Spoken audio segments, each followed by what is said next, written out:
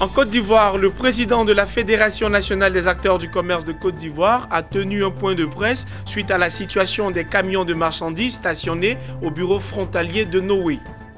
Le patronat ivoirien a initié un atelier de formation à l'endroit des entreprises. Plus de détails dans cette édition.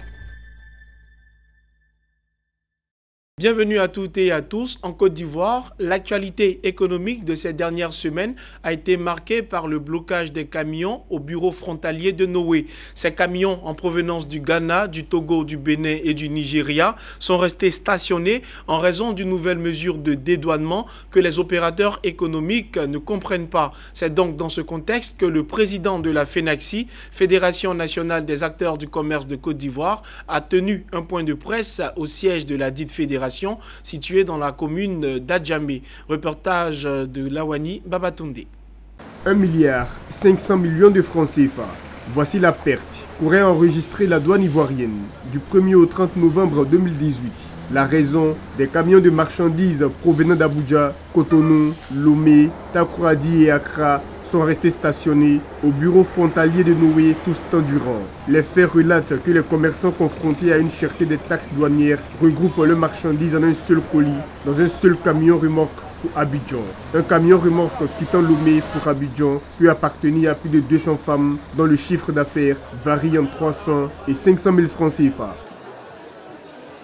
Le mode de dédouanement aux frontières terrestres est une solution arrangée qui a toujours existé et qui permet d'une part à ces nombreuses femmes de continuer à ravitailler nos marchés, mais également à les amener progressivement à s'inscrire dans un cadre formel de dédouanement avec des majorations progressives du coût de dédouanement qui conduirait à terme à se conformer à la réglementation en vigueur.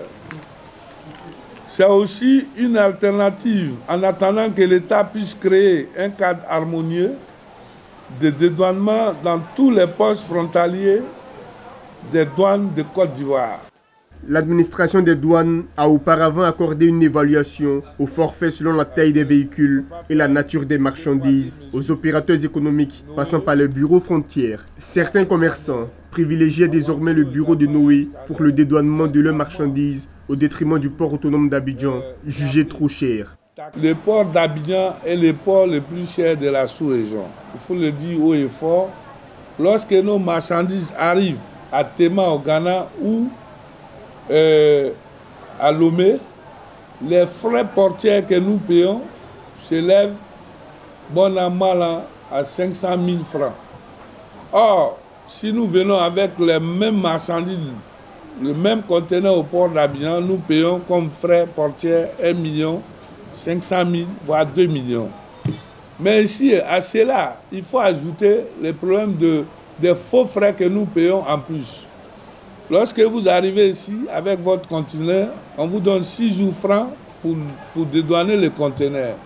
Mais dans les 6 jours francs, il y a une structure qu'on appelle Webfontaine qui va réévaluer votre prix de revient. Il réévalue, il prend dans les 6 jours francs au moins 5 voire 1 semaine de francs avant de faire la réévaluation.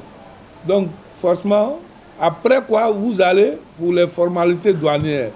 Donc, vous dépassez le délai de 6 jours, vous tombez sous le coup des frais de magasinage et de surestarie qui sont parfois plus élevés que les frais de dédouanement.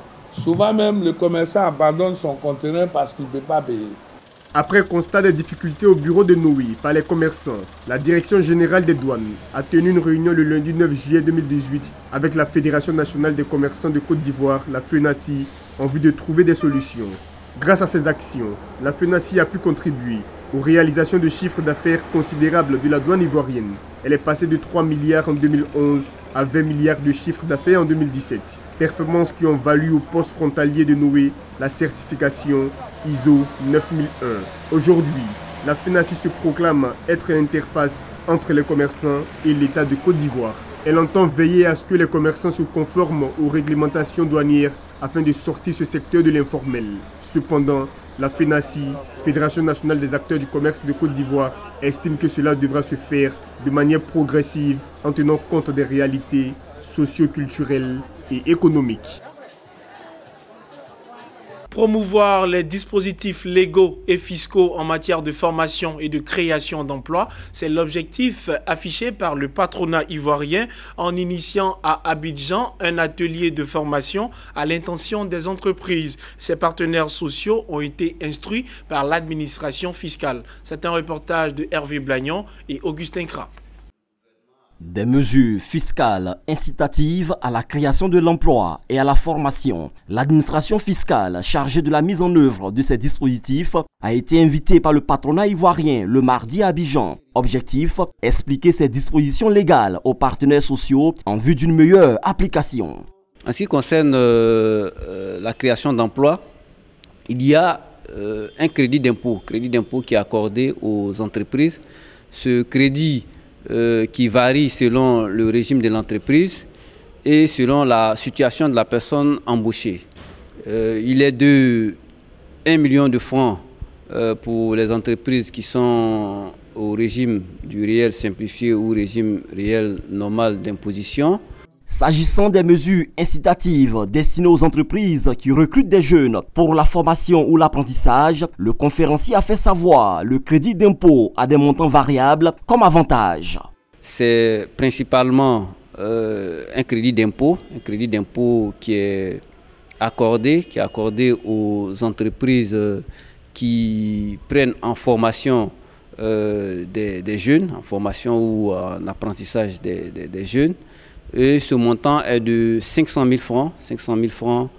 Pour bénéficier de toutes ces largesses fiscales, Kouman Atakwakou a indiqué que les entreprises sont soumises à des conditions. Il doit s'agir d'emplois qui soient décents, qui respectent la réglementation sociale et aussi d'emplois permanents.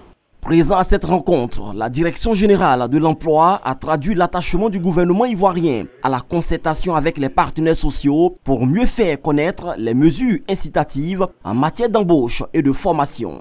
Pour ces opérateurs du secteur privé, de telles initiatives sont à saluer pour une meilleure collaboration avec l'État. C'est des dispositifs qui demandent à être vulgarisés, qui demandent à être ajustés et affinés à la pratique parce que les contextes évoluent. Donc, il demande d'être régulièrement adapté. Concernant la formation, essentiellement, c'est le pan qui nous intéressait le plus. On a appris de nouvelles choses, mais je pense que les prochaines sessions seront plus approfondies. Cet atelier est une initiative du patronat ivoirien qui ne compte pas s'arrêter en si bon chemin. Pour 2019, la Commission Emploi et Relations sociales promet de renouveler ses sessions de formation de manière périodique. Pour 2019, un plan est mis en place pour que, en moyenne, tous les 45 jours, tous les 2 mois en moyenne, une telle session se tienne pour, comme on l'a dit, éclairer les participants sur les dispositions du code, tant légal que réglementaire. Le Code du travail et l'annexe fiscale comprennent des dispositifs incitatifs pour les entreprises en matière d'emploi et de formation. Reste que les partenaires sociaux les appliquent pour une croissance du secteur privé. Mesdames et messieurs, souvenez-vous-en, le 11 mars dernier, l'Ivoirienne Kra Afua Marina, représentante des Solar Mama, au premier sommet de l'Alliance solaire internationale à New Delhi, avait interpellé le président français Emmanuel Macron sur le soutien qu'il pourrait apporter au projet d'entrepreneuriat et d'accès à l'électricité dans son village dénommé Donvaï, situé à Tanda, dans le nord-est de la Côte d'Ivoire. Et bien moins d'1 an plus tard, ce projet est devenu une réalité. On en sait plus dans ce reportage de Ariane Touré et Maru Seri, commenté par Jean-Charles Sibaï. Situé au nord de la Côte d'Ivoire, dans la région du Gontougo, le village de Donvagne, à Tanda, bénéficie désormais d'un accès à l'énergie solaire, un projet élaboré par Schneider Electric, l'Agence française de développement AFD et l'Institut européen de coopération et de développement. Cet engagement intervient 9 mois après la promesse du président français Emmanuel Macron à Kra Afua Marina, cette ivoirienne, représentante de la coopérative Solar Mamas. Il s'agit pour l'essentiel de capacités énergétiques en vue d'assurer un certain nombre d'activités. Et donc au-delà de ce projet à Donvagne, ce qui est important, c'est le concept. C'est, vous savez que le président Alassane Ouattara rappelait il y a quelques temps encore son objectif vers davantage de social. Eh bien, nous nous inscrivons dans cette démarche et ce projet, s'il est multiplié, s'il est dupliqué dans tous ces villages, sans électricité, sans énergie, eh bien là, vous avez un effet de masse. Donc Schneider Electric est ravi d'être l'initiateur technologique de ce produit de Donvagne pour avoir à la fois un mini-réseau qui permet d'avoir une activité productive avec des moulins, avec des pressoirs, avec des réfrigérateurs, un congélateur, de l'éclairage extérieur et puis aussi des solar home systems pour des familles qui sont plus loin du centre-ville. Voilà. L'occasion de démontrer qu'il y a des technologies aujourd'hui à des prix acceptables qui permettent d'apporter l'électricité à des villages plus reculés. Les bénéficiaires de ce projet sont des femmes entrepreneurs réunies en coopérative dénommée Solar Mamas. Le projet leur a apporté un mini-centrale électrique équipé de panneaux solaires, des réfrigérateurs, moulins et pétrins afin d'accélérer leur développement économique. Une joie pour Kra Afua Marina qui avait interpellé le président de la République française Emmanuel Macron afin de soutenir les projets d'entrepreneuriat et d'accès à l'électricité dans son village Donvagne. Donc c'est ça, nous sommes allés à Lens, on a rencontré le président Macron et dans mon discours j'ai dit je suis Marina, je venais de la Côte d'Ivoire, un village pauvre de la Côte d'Ivoire, un village où l'on vit dans l'obscurité. Maintenant que je suis Marina, c'est moi qui vais envoyer les choses les plus importantes pour améliorer nos vieux villages. Je me pose une question, pourquoi n'y a-t-il pas plus d'endroits dans le monde qui font confiance aux femmes pauvres? Et le président me fit appel, il m'a demandé qu'est-ce que je voulais au juste. Je lui ai dit, monsieur le président, ce projet, déjà les femmes sont venues apprendre ce projet. Mais jusqu'à présent, ce projet n'est pas encore installé en Côte d'Ivoire. Si vous pouvez nous aider à créer ce projet en Côte d'Ivoire, je suis très heureuse et que je ne peux pas contrôler ma joie. À partir de ce projet, vraiment, les femmes de mon village sortiront de leurs difficultés, nos vies précaires, nos vies de pauvreté, nous en sortirons. Ce projet s'inscrit dans le programme de Schneider Electric, un programme d'accès à l'énergie construit autour de 3 piliers. La formation d'1 million de personnes pour l'accès à l'énergie avant 2025, 2 fonds d'investissement pour dynamiser les start-up et l'installation de plus de 1000 mini-grids en Asie et en Afrique.